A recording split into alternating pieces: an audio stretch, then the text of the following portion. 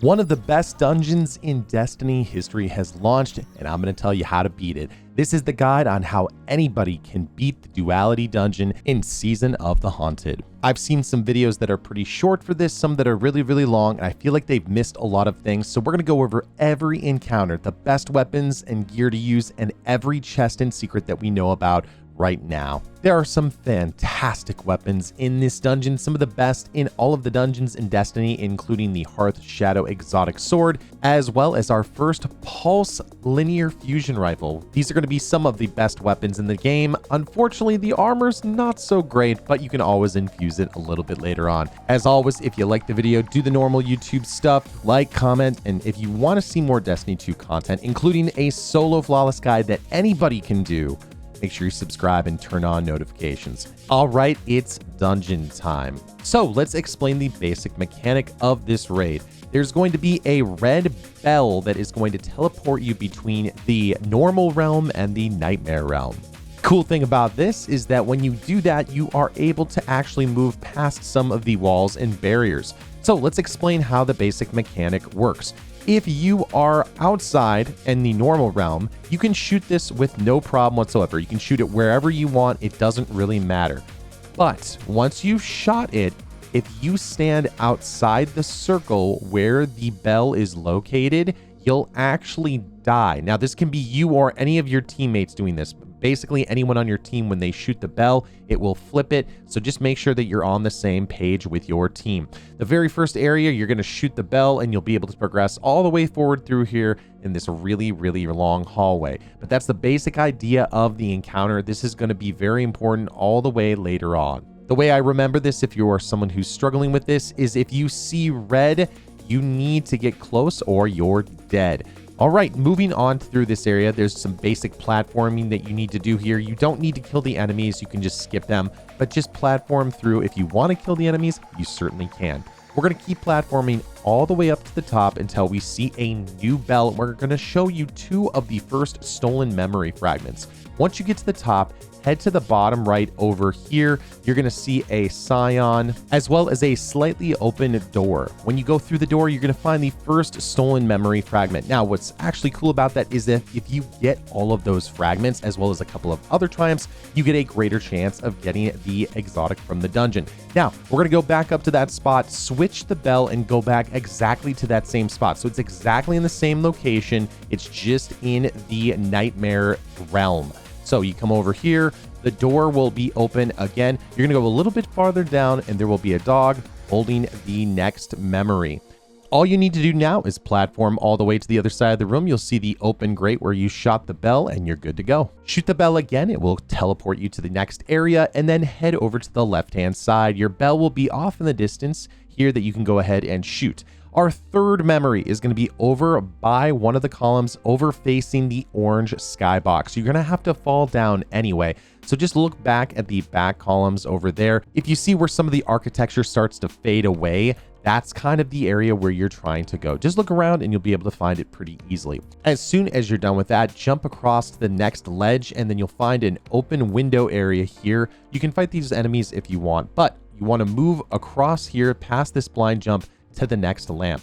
Continue to fall down. There's pretty much only one path that you can go at this point, so you can't really get lost for those people who are worried about that. So no problems here. Just get into this room with the big gladiator statue up on top. You're going to see a bunch of enemies, blow them to smithereens, and then move forward. Go to the back side of that statue ledge and then jump up on top. You'll find the fourth memory there. See how the statue is facing the other way? That's where you need to go. And then fall down into the hole for the first encounter, GJALLARHORN, the Nightmare of Callus. What we need to do is do damage to that, but first we have to show you the room and the map and the symbols. We've got axes, chalice, sun, and war beast. The big thing we want to do is know where those positions are because they're going to be very important later. And I've made a handy dandy little map for you in case you want to use it and you want to get your bearings. So basically there are two lamps at the front and the back of the room. Cup and sun is up at the front. Axes and war beast are at the back. So here's how the encounter works. There's going to be a lamp here. We need to go find the standards and get them.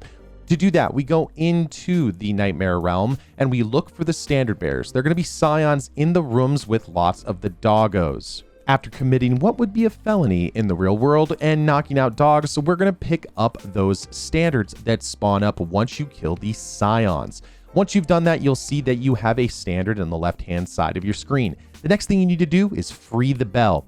On the opposite side of the room of the bell that you went into, there's going to be 2 bell keepers that you're going to need to kill. You will not be able to access the bell until you kill them. Why is that important? There's a timer on the left-hand side of your screen, and if you do not get out of the Nightmare Realm before that timer goes away, you die. So you need to make sure that you're moving forward with your team and ready to go. The next thing you need to do once you get back is to dunk the flags or the standards. I call them flags because they sort of look like flags. So as soon as you dunk them, the doors will open and a bunch of enemies will stream out. You'll want to kill the Colossus and the dogs, as well as making sure that you free up 1 bell by killing the bell keepers. Now, it is possible for 1 player to carry 2 standards, and you certainly can do that at this point, but you can only clear one of the sides by yourself. This will be important later on. So the door does take a little while to get open, and there are enemies coming from the side, so just be careful about that. Kill these enemies in here, and then shoot the bell while you're inside the room. Once you get there, you're going to be inside these hallways where you're going to be faced with a bunch of Shades of Galron. Once you kill all of those Shades of Galron, if you kill all 10, you'll be able to do damage. Now, if you're soloing this, you can only do 5 at a time. Basically, you want to knock them all out here. One of the doors will open, and then you want to clear the bells so that way you can get out if you're able to do damage against Galron. If you're doing this solo, you're going to do 5 at a time, 1 hallway at a time, and you're good. At this point, and you've done 2 flags dropped and you've killed all the shades, do damage and don't die. The best damage I've seen here is coming from swords, rockets. GJALLARHORN is very good. I don't recommend using linear fusions here because the boss moves around a lot, and that's another reason to be really careful if you're using rockets. Shoot him from a distance if you need to. Once you've done all the damage that you can, make sure you keep an eye on your timer on the left-hand side of your screen. If you get about 10 seconds, that'll give you enough time to rotate to a different side of the room, hit the bell, and then get back to the normal realm. Once that happens, it's going to restart the encounter. All you need to do is repeat the process until you knock him out.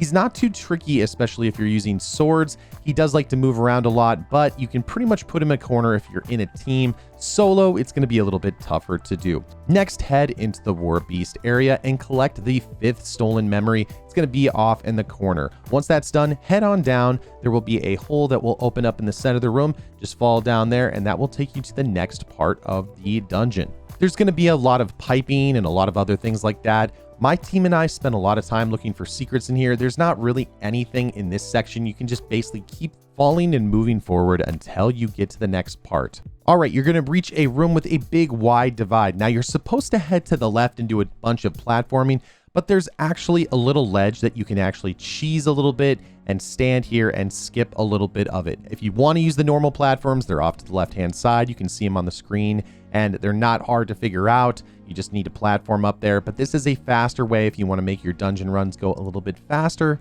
That way you can get more loot a little bit quicker. Hit this switch, and then there will be some enemies that come from this door. Knock them out so they don't knock you out, and then platform over to the opposite side. Now, there's 2 ways that you can go. If you go to the left-hand side, there's going to be a memory fragment that I'm going to show you. And if you go off to the right-hand side, that's where to progress in the dungeon. Once you kill these enemies here, you're going to see a bunch of ledges that are sticking out from the wall. Jump on top of them, and then you'll run into a column. It's going to look like it's a dead end, but it's not. There's a blind jump around here that you can actually make, and that will take us to the next memory fragment. Turn around and go back the way we came, all the way over to the open door, and you should be able to progress to the next area. Now, there's just some tunnels and some pathways that you go through. You're going to go over into this section that has some ramps. You're going to see a door off to the right-hand side with some enemies. Once you get there, you know there's going to be another memory very, very close. There's going to be a large, wide open gap. Instead of jumping the gap right away, turn around. If you've got a sword, you can actually see a little pathway underneath here. That's where the next stolen memory is going to be. Next up, we're going to make our way back up to the top, and we're going to jump across to that bridge you can see on screen. If you're a Titan, you can put on Lion Rampants. If you're a Warlock, you can put on Transversive Steps or use your dash. If you're a Hunter, put on Stompies. That will help you a little bit here in this section. All right, you're going to find a room with a bunch of statues with swords. There's going to be a secret chest in this area. Just look for the slightly open door and go through it. Remember, you can't farm these chests, and it will only drop what you have already received in the dungeon. The next part is a little bit of a puzzle, but we're going to go into the Shadow Realm and get the 8th stolen memory and show you one of the plates needed for the Hearth Shadow Catalyst, which is the exotic from the dungeon. You'll see a pillar off in the distance. Jump off to the left-hand side. Right here, you'll see a plate where you would deposit one of these standards for the Hearth Shadow Catalyst. And then behind that column is going to be the next memory. All right, go back into the main room with the statues. You need to note the position of the statues because you need to turn them. They turn counterclockwise by a quarter turn. So in the Shadow Realm, there is a switch that you can hit. So I'm looking at some of these. I need to turn this guy over here 2 times. So I'm going to go over to that statue, go back behind it, and you'll see a little callus face. Turn that twice, and in the normal realm, the statue will be turned correctly. If you make a mistake, just go up, hit the bell again, and then reactivate it until all the swords are facing the middle. Drop down, and we're in the next encounter, which I like to call the boss barrage. Basically, we're going to do the first encounter again, but better. We're going to need to deposit 6 banners, kill a couple of bosses, but there's an added rub. You can't see where all the symbols are. You can see the symbols that you need to get, but you need to find the symbols and get them. There's an easy way to figure out where they are. If you look back behind these pieces of cover, you can actually see what symbols they are. So we're going to do this in slow motion.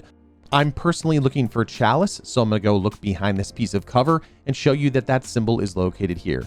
But what you need to do is go into the Shadow Realm once you've killed the Bell Keepers, and then find the symbols that are notated on the floor. Once you've killed the Bell Keepers and teleported into the next area by shooting the bell, you'll need to go to the section you need to clear. You basically need to clear all the enemies here. There's going to be 4 shielded enemies, a couple of enemies without shields, as well as a Colossus, which is really tough to beat.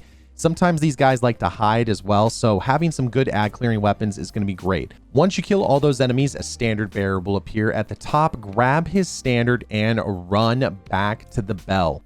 At this point, you need to clear the bell again so you can teleport back to the normal area. Now, you can do this in a different order if you want. I just find it easier to find the symbol than free the bell. A reminder that whenever you're needing to free the bell, always go to the opposite side of the bell that you used to get into the realm. Once you've done that, you can shoot the bell once everybody is on in, and then it's just like the first encounter. Dunk the symbols where you see them, and then at that point, the boss will be able to be damaged. There's going to be a total of 3 bosses. They're not really super tanky. They are going to be a little annoying, a little bit more powerful, but overall, they're just larger bosses, like larger majors. You can see here that he is immune as soon as we both manifest our standards. We take a second, get our enemies to get cleared out, knock out the boss, and repeat. There's going to be a total of 3 bosses in this section. To make this section easier so you don't have to go look behind different pieces of cover every single time, I've made a map of the room.